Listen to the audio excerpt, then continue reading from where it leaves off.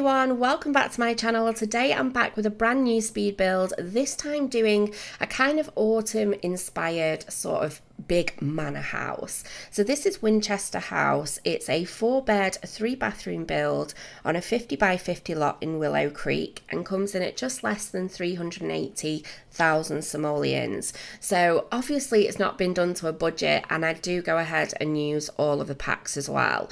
So I really wanted, with us stepping foot into autumn now in the Northern Hemisphere, to do a kind of autumn inspired build.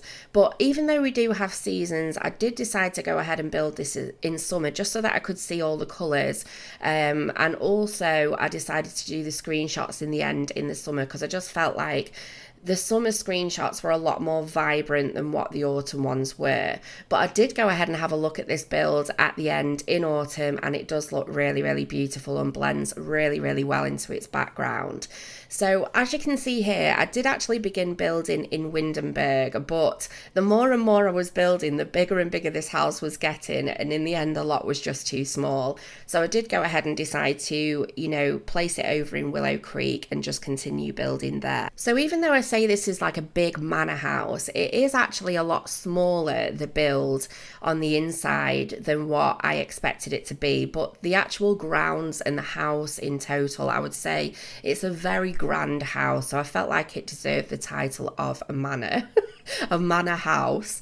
But yeah, it's just a very, very big, beautiful suburban type family home. So I know I've had a lot of requests on the channel for smaller houses, and I have done a few smaller builds just recently, but I have to say this is where my love of building in The Sims lies. I just have such a big love for building big manor houses, and that's really what I enjoy doing the most in The Sims, is just trying to be as creative as possible with the amount of space that I have to create just big, beautiful homes. So yeah, I decided to go back this time and just do a nice big home.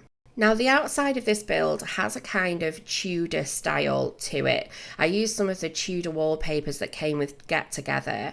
Now to sort of complement the exterior of this build, I decided to do the interior a lot different than what I normally do.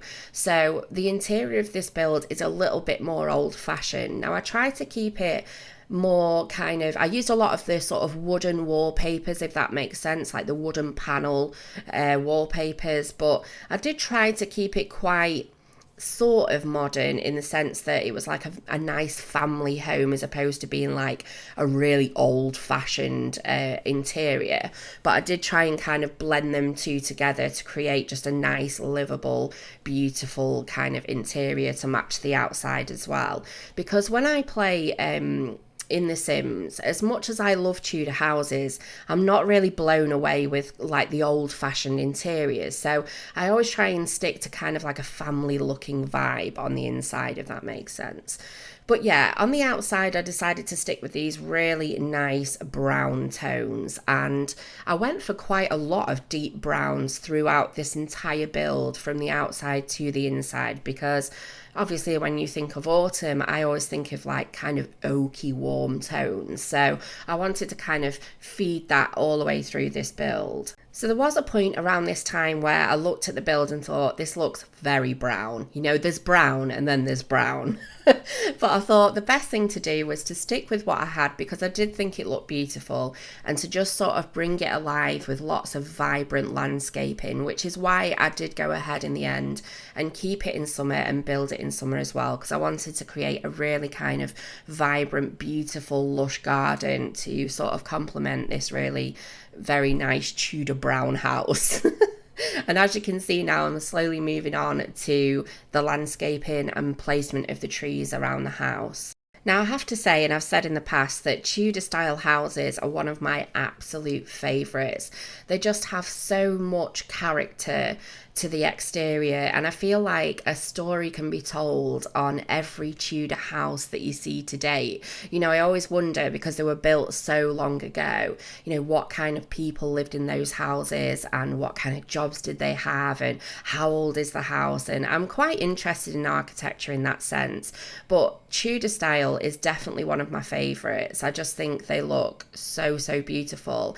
And I hear this saying quite often recently, which is this, I think it's like an American thing where they call houses that are built like newer style houses McMansions. And I completely understand where that reference comes from, because I do kind of feel like houses, or more modern houses that are built these days, are just not built with as much love and kind of design as the older houses were. And that's not to be said for every build, because obviously there's still a lot of really beautiful builds being built today. But I do see more of the kind of, there are a lot of cheaper versions of houses that are being thrown up, and we have that over here in Britain as well, and they're nowhere near built with the standard and love and design as what older style builds were built with. And I always remember when I was younger and I was growing up and we used to see these big modern houses being sort of built, I used to think, oh my god, those houses are absolutely gorgeous, like I wish I had a house like that. And I always remember my mum saying, oh no, I don't like houses like that at all. I like houses with good solid walls.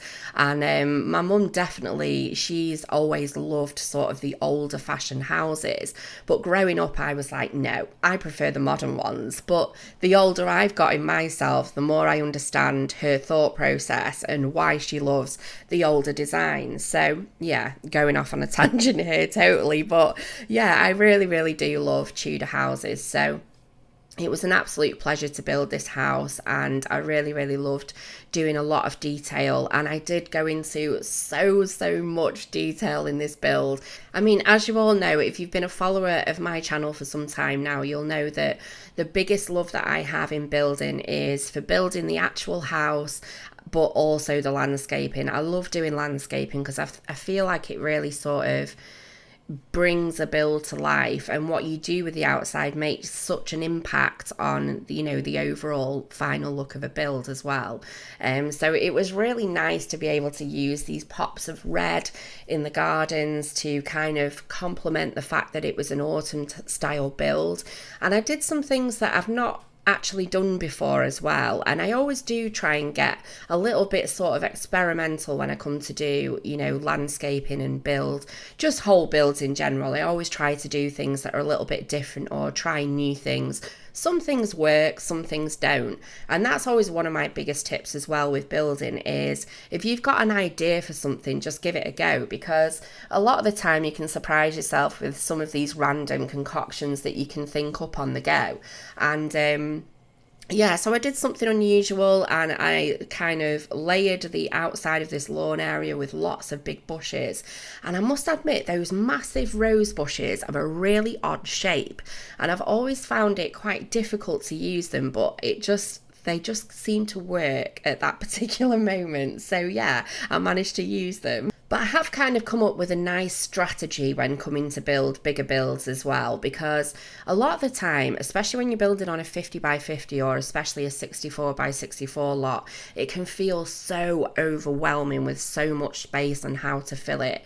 And I find that the easiest thing to do in this case, working with bigger lots, is to focus on the front of the house first and then focus on the back afterwards, or whichever way around you prefer to do. But if you work in sections around a build, I find that you end up with a much more detailed and complex kind of design than you would if you tried to do all of it at once, if that makes sense. So that's a little building tip for me. I am also working on thinking of a way to do a sort of build tutorial and a landscaping tutorial. I always feel a little bit weird when it comes to thinking about doing tutorials, because I literally am still learning now, and I say this all the time, like I've come such a massive way with building in The Sims, right the way from The Sims 3 all the way through The Sims 4, and even looking back to some of my earlier builds last year on this channel, there are so many things that I do a hell of a lot better now than I did back then. So coming to do a tutorial, it kind of makes me feel like I'd be saying I'm a pro at what I'm doing, and I don't feel that I am. But certainly I'll be looking at doing some sort of tips and tricks video from my perspective on the things that I find have helped me to kind of learn and grow as a builder.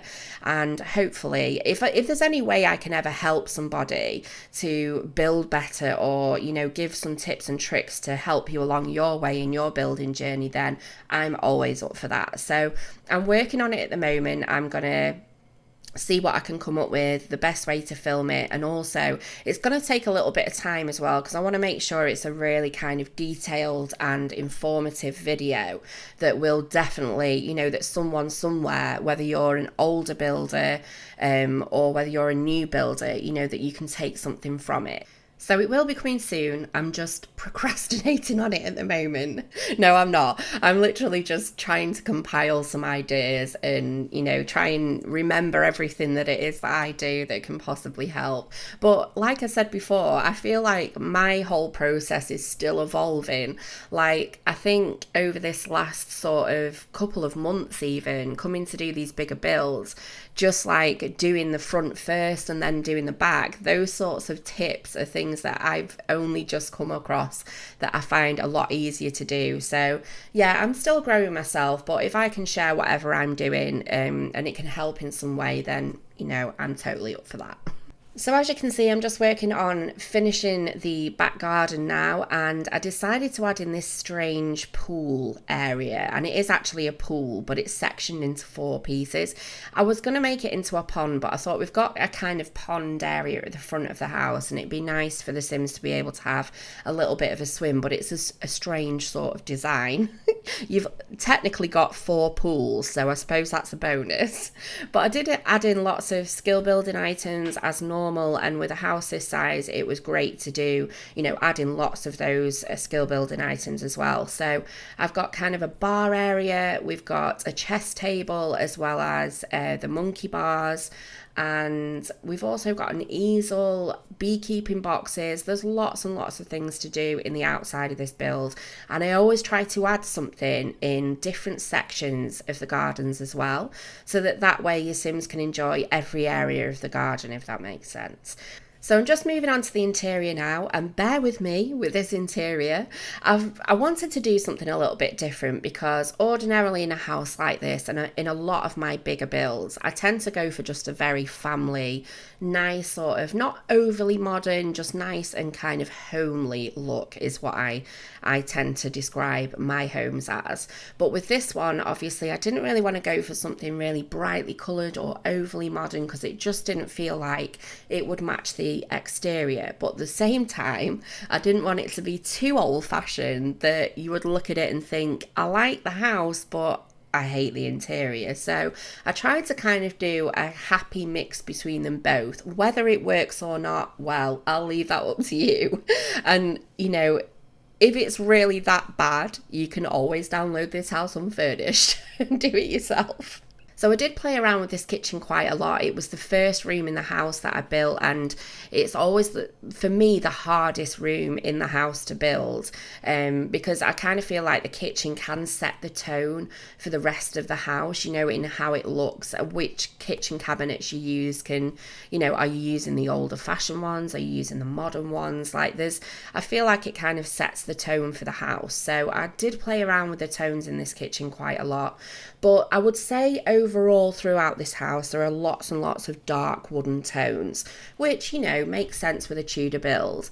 And I would say that the house overall was fairly neutral. I did tend to use a lot of the, like I say, wooden kind of wallpapers, like the wooden paneling wallpapers in different tones, and it has a very kind of darkish theme throughout the house, but not too dark. You know, I did try to lighten it up with lots of neutral tones as well. So with regards to the rooms in this house, we've got the kitchen area as well as a dining room, 2 reception rooms and 2 downstairs toilets. I think we've got a downstairs toilet and a downstairs bathroom as well.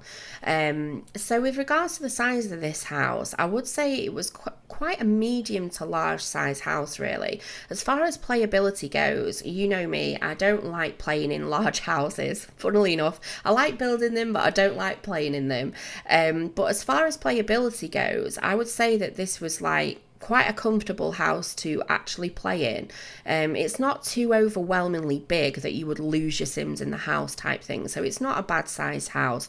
It definitely looks a lot smaller on the inside than it is from the outside. Now this is actually one of the reception rooms, and this room drove me crazy. Sometimes when I'm building, I just have these blocks where, you know, I think I've just been building for too long is what it is, and I just need to take a break. So that particular room drove me insane, but I got there in the end. It was just a lot of changes in colours.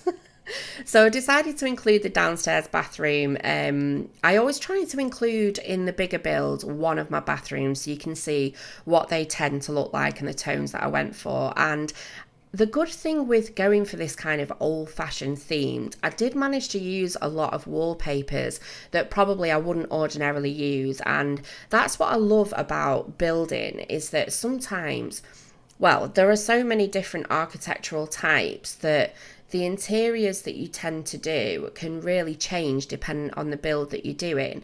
And sometimes I'm often asked, you know, what can you do to get out of a building slump? You know, if you really love building but you've kind of hit that brick wall, what's the best thing to do? And I always think trying a different architectural type can kind of open your eyes to a lot of different items in the game that maybe you wouldn't ordinarily use. So that was one of the bonuses of building in this particular style, was I did get to experiment with a lot of different items and tones and wallpapers and things like that that I wouldn't use. So I am moving on to the upstairs now, and this is one of the double bedrooms. And like I say, there wasn't any particular theme with the bedrooms. You couldn't kind of say, oh yeah, that's a boy's room, that's a girl's room, it's a teen's room. It was just, you know, building generic rooms really, just based around the whole kind of oldie worldy theme. But I quite like this room, and I think I like that room the most because it was red. And I also discovered a wallpaper that I've not seen before as well. So like I say, experimenting with different types of sort of interiors can help you to find lots of items that you've maybe not seen before. But this room took a little bit of a turn. It did start out quite sort of warm, and then it ended up going quite gothic. But I thought, you know what, I'm just going to go with it and see where it ends up. So I did, and it was a very kind of dark gothic room indeed. There was lots of blacks and greys. As I was building it, the colours sort of evolved and a lot of grey came into it and a lot of black. But yeah, I quite liked it. I thought it made a very grand master bedroom, and maybe this home could be home to a secret vampire, who knows. But yeah, I quite like this room in the end. It was very dark from what I'm used to doing, but it was nice, like I say, to kind of experiment and play around with some different tones. But this is one of the tiny rooms, and I wasn't really sure what to do with this room, but I thought, no, I will just make it into kind of like a small single guest room. So there's nothing really exciting with this particular room. It's just, you know, it's another bed in the house. So I'm coming up to the final room in this build, and I went for kind of a twin room with a bluish and dark brown theme. But ultimately these rooms are literally a blank canvas. If you downloaded this house, you could customise them in any way to suit your family. So I hope you're all having a fantastic week and you enjoyed this video. If you did, please give me a big thumbs up, and if you're not subscribed already, it would be fan-dabby-dozy to have you on board. But I hope you've enjoyed it. It's going to be the first of a few autumn style builds to come. So take care guys, I look forward to seeing you next time. Bye!